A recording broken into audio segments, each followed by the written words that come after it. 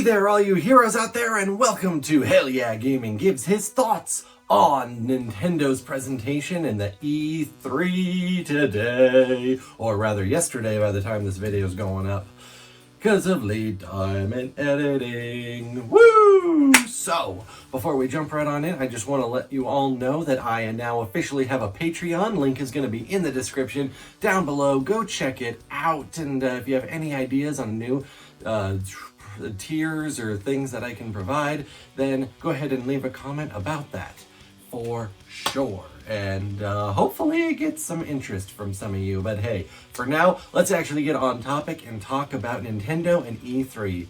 I have seen so many mixed opinions and so much craziness from people. And I'll just go ahead and say right off the bat, I think it was as good as we could have expected, as good as we could have hoped, given all the circumstances that have been going on. Because a lot of people seem to be forgetting that, we are just now getting into the recovery phase of a pandemic that's been going on for about a year and a half at this point, which slowed production of many things, including pretty much all Japanese-based studios, to a grinding halt. And the video game industry is one that has a lot of lead time and development time. So I think a lot of people looked at how we got a bunch of big releases last year during the when things were at the absolute height of the pandemic, and people just kind of forget that those are things that had already been worked on for many years and were done at that point. It's the things that were being worked on then that got slowed down and could not be presented or announced for right now. So with that understood, I think that what we got was actually quite serviceable, and in some cases, for some select people and fans of certain franchises, really good. So I'll go ahead and start off by saying that, whoa Nelly, they were really trolling Zelda fans for the longest time, especially people who were waiting for some kind of news about the sequel to Breath of the Wild. Because the very first thing that we get is this opening cinematic showing someone in darkness carrying Ganondorf's dead body over to a cliff and then dropping him. And you're like, what is this? What kind of... excuse me? And then we see it's the Smash Bros. Reveal. It's the new Smash character, Kazuya Mishima of Tekken. Which, if you know anything about the Mishima family in Tekken, you should know that they're all really messed up and have a habit of throwing each other off cliffs and into volcanoes. So, that was a brilliant troll to Zelda fans expecting Breath of the Wild content, and an amazing introduction to to our new Smash character. Oh man, we get some gameplay footage, seeing some of his moveset interspersed with him throwing more characters off the cliff. And at some point it stops being dark and just becomes, like black humor, dark humor. It's just morbidly funny. He just keeps throwing more characters off the cliff.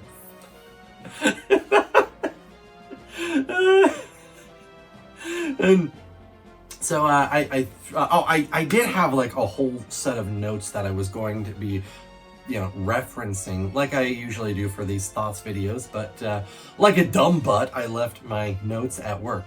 So probably a bet for the better though, so that I don't cover every single little thing I took a note on, because I have a tendency to ramble about these things far too long. So we just kind of go off of what I remember in my brain. which is going to be a lot more relevant to my own personal interests and what I enjoyed anyway. So that's probably for the best. But I think it was the 28th. I'm not 100% certain because that's what made me. That's reminded me that I don't have my notes. I think it's the 28th of June that Sakurai is going to be doing the presentation for this character, for our Tekken representative. I'll say, I love fighting games, and I've always loved fighting games, and I grew up on fighting games, and I'm making a fighting game right now, or at least designing the characters and world and setting and all that. Who knows if it'll ever actually be made. I have never gotten into Tekken, and that's not to say I haven't tried and haven't played it, because I definitely played a fair amount of Tekken. I don't know, something about it I just could not get into. So, I don't know, but I do know a fair bit of lore through osmosis from various sources. And, Mishima family, you got some issues. So many issues. I apologize if I sound all stuffy. It's only because I am, because pollen season and I hate it. Oh, man. So let's see here. We got a whole bunch of kind of like quick back-to-back announcements. Nothing that really jumped out at me as being something that I really would enjoy, but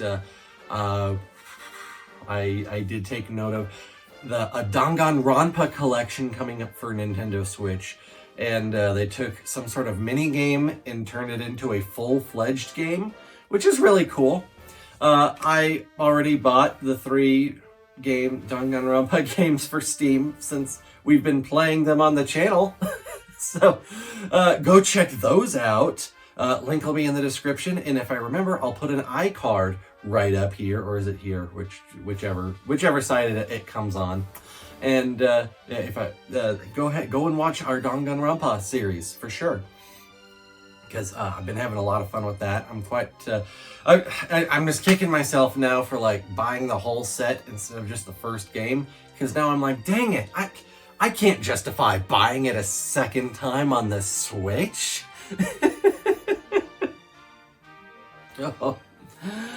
Oh man. Let's see here. There was also a new Mario Party, which is a collection of classic boards from the N64 era and classic mini games. So it's but all updated to the modern engine, modern graphics.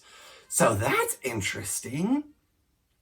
I really wonder if it's going to be the Super Mario Party formula, where like it's like, you know, it costs fewer coins to buy stars and everything. It kind of looks that way with Toadette was still there giving stars out instead of the specific individuals for the various games those boards came from. So it seems to basically be just like classic Mario Party boards and games in Super Mario Party, which I'm all for that. I'm definitely down for that. Unfortunately, my personal favorite Mario Party wouldn't make the cut then, because that's Mario Party 4 is my favorite. And that was the very first one on the GameCube, the first Mario Party that wasn't on the Nintendo 64. So it just barely slid out the side, dang it. Ah, shucks. But that's a fun thing for sure.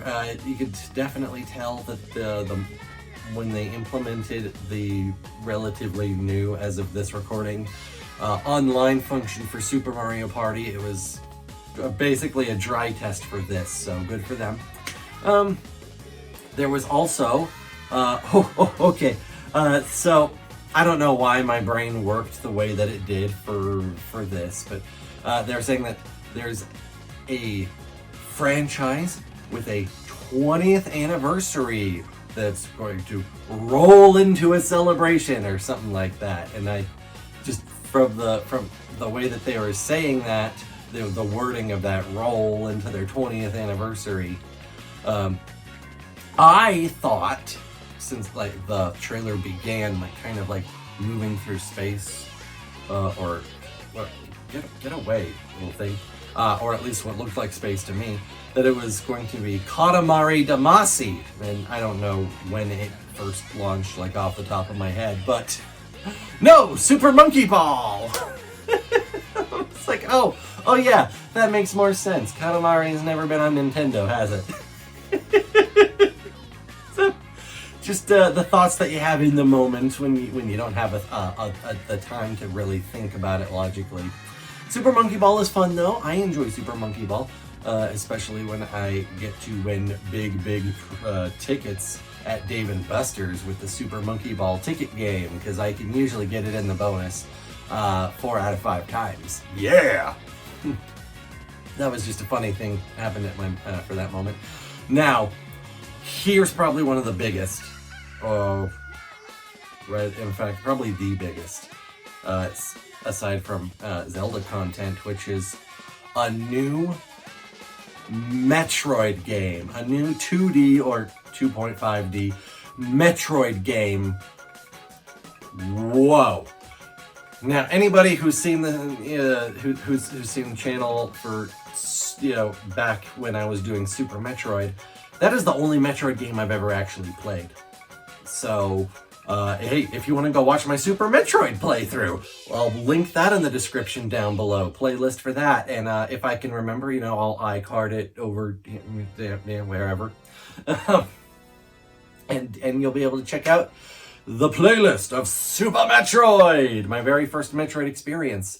Still haven't played anything since then, but I enjoyed myself for the time that I had. I did find it very frustrating, but I don't know. A lot of aspects weren't for me. But it was still a fun run through for sure.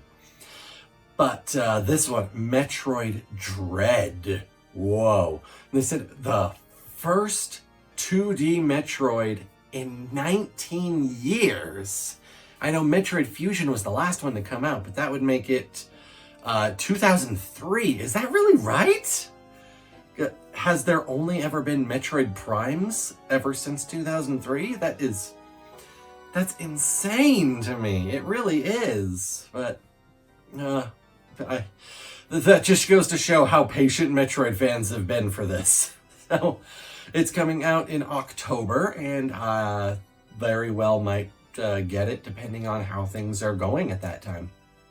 But it looks like a lot of the gimmick for this game is these kinds of robot enemies that Samus isn't able to outright destroy, or at least for the portion of gameplay that we saw. You just kind of have to bolt and run and try not to get caught. And this thing followed Samus between screens, so that's kind of terrifying. Dread. What is not terrifying was the robot's design, which made it look like it came straight from Aperture Laboratories. So, the super missile is a lie. I guess. Or would it be the Metroid is a lie? I don't know. You are a terrible person. You caused the extinction of an entire species. That actually does make kind of Samus a terrible person a bit. But I think she realized her mistake. I don't know. I'm not a Metroid guy. I'm just talking off the top of my head here. Sorry if I've upset anybody who's super into it and knows all the lore. Aw, man. I'm pretty sure I'm not the only one making the joke that it looks like it came straight out of Aperture. It also looks like the autopilot from WALL-E. It's like, Samus, give me the plant. Oh, man. Then, Advance Wars popped up. I know a lot of people were really excited about Advance Wars, a remake of the first 2 Advance Wars. That's cool for them. Not a game that I ever played, so I'm not super interested, but I'm really happy for everyone who is. Then, Lord, what else? I wish I had my notes, but I was a dum-dum and forgot them at work. Well, then, I guess, yeah, we'll just drop into the biggest part for me, which was, we got our presenters said this is going to be our last presentation, and I think there was like 8 minutes or something left out of a 40-minute presentation, which is a pretty decent chunk of time. So I'm like, oh, this has got to be something they're putting a lot of stuff into. Boom! Age of Calamity DLC.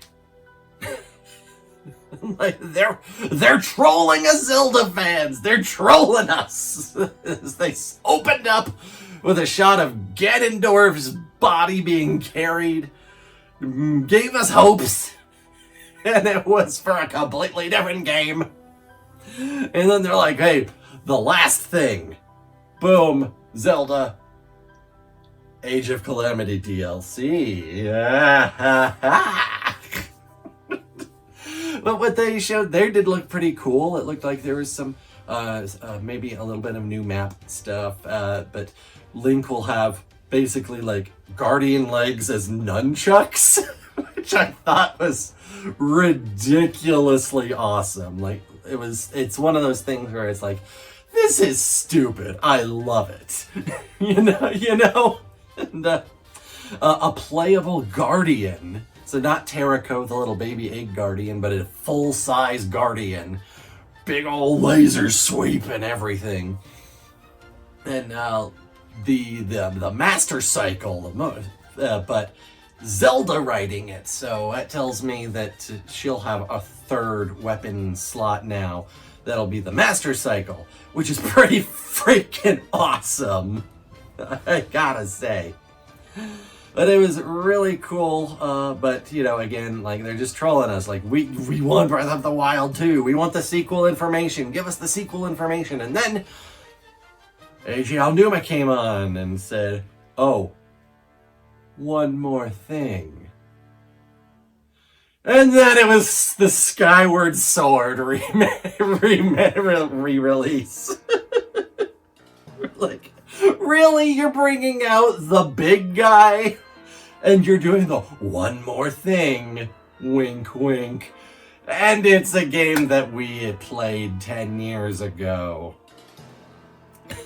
I mean, we already know everything about Skyward Sword. Oh, you're trolling us again! Why? And then and then we went back to Aonuma, and he's like, oh, one more thing before we go. We're like, oh no, are we, don't do this. Don't keep making me feel things and then taking my hope away. But it was the sequel to Breath of the Wild. We got information on it. We got another trailer. We got some really good in-depth information. And now it makes sense why the Zelda anniversary celebration is being done with a Skyward Sword re-release. Because this is clearly harkening back to Skyward Sword, and very, very much so making this whole thing like a callback.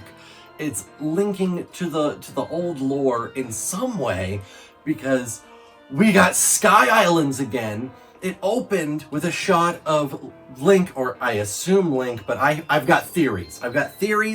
And I may make a video on it, so I don't want to get too much into it now.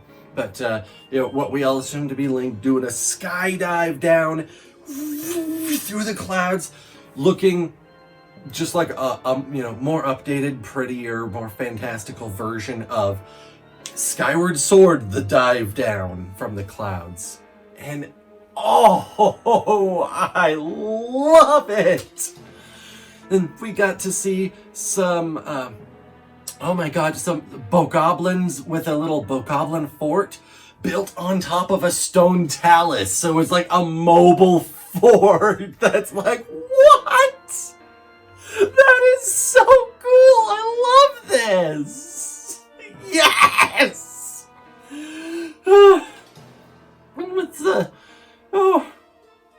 We got to see some more flashes of things from the underground section that we got in the first trailer that I'm gonna have to go back and rewatch like 5 times to really like analyze frame by frame. But it looks like, Link has got this the hand situation going on, but like gets corrupted with malice or something. It gets all red. Zelda does fall into the pit. Insert Majora's Mask joke here. She just went to Termina. Zelda's having her own adventure in Termina, folks. That's what's going on now. And it looks like Link is getting a bunch of more abilities. There's going to be like a flamethrower setting to this arm. The arm seems to basically like be his new Sheikah Slate, by the way, as at least it seems. Then the stasis is no longer just stasis, but you could straight up reverse time on things. We see the spike ball rolling towards him. He stops it and then reverses it so it goes back up and rolls over the bokoblins that sent it at him, which is like, what?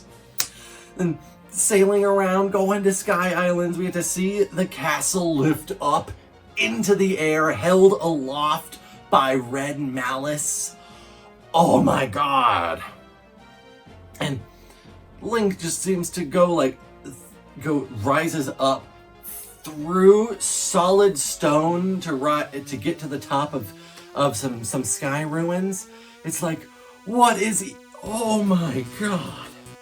So like you can tell I put this shirt on for this specific thing because I'm just like, oh my, yes, more Link, more Zelda, and it's specifically harkening back to Skyward Sword.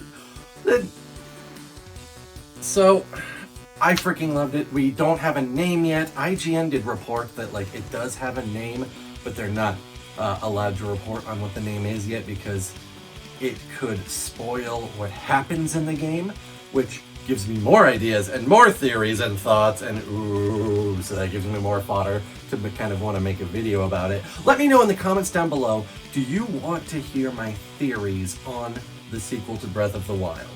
Let me know if that's something that you'd be interested in, more of a discussion of like, here's the evidence that we have on things, here's what leads me to the conclusions I have. Let me know if that's what you want, if you want to see that sort of thing. And it's not until 2022, which I think we all ended up seeing coming. The writing was on the wall for that, but I am more than happy to wait as long as I need to for it to be fully developed into the best game that it can be. Alright, that's all the things I have to say about Nintendo's presentation at this E3. I had a lot of fun with it. Like I said, I think it was as good as could be expected. But let me know what you all thought about the E3 presentation down below. The only thing that I was really kind of disappointed in was no news about Bayonetta 3. That's really the big thing for me, but you can't get everything. It's fine. We'll just wait longer. It's not like it's going anywhere, right? So, yeah, leave comments down below about all the things I said before, and if your own opinions on Nintendo's presentation. With that out of the way, guys, hit that like button, subscribe to the channel if you haven't already, check out our Patreon, and Nintendo's outing at this year's E3 deserves itself a great, big, hell yeah!